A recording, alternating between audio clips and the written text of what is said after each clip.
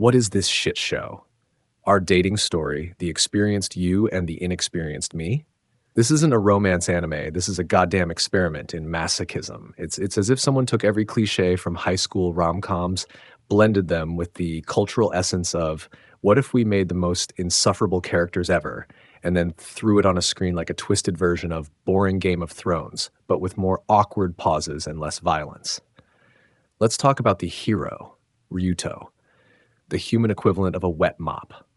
This guy, this absolute train wreck of a human being who can't string three words together without looking like he's just been told his pet hamster is actually a distant cousin.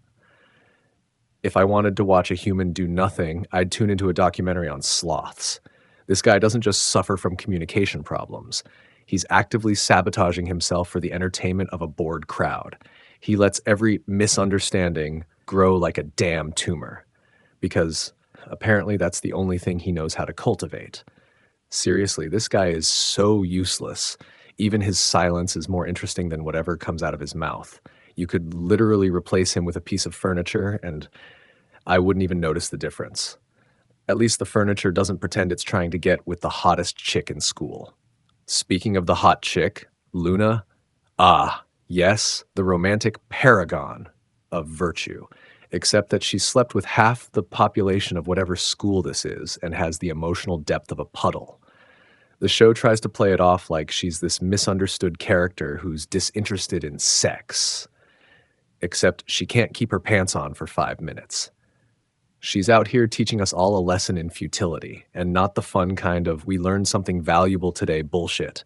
No, the I'm gonna get dumped 5 more times and never ever learn a thing kind. What a fucking role model. She gets dumped, then repeats the cycle like some kind of emotional washing machine stuck on a loop. The dynamic between these two, please. Watching paint dry has more emotional complexity.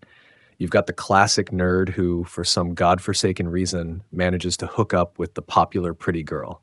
But that's where this show goes off the rails. It's not even realistic in that suspension of disbelief way.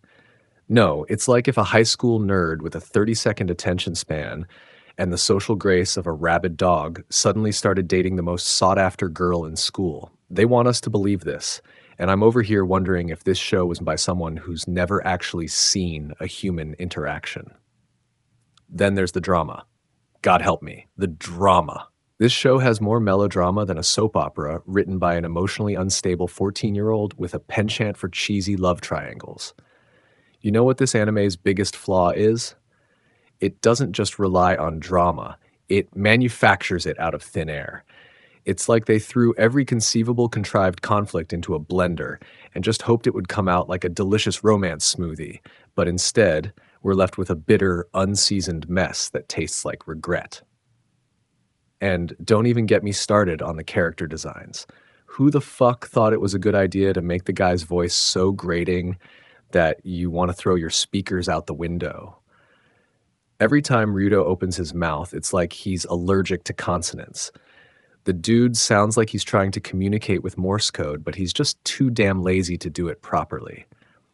Is there a shy character archetype, or is he just a walking, talking embodiment of every awkward, socially inept teenager who didn't get the memo that people need to talk if they want to form relationships?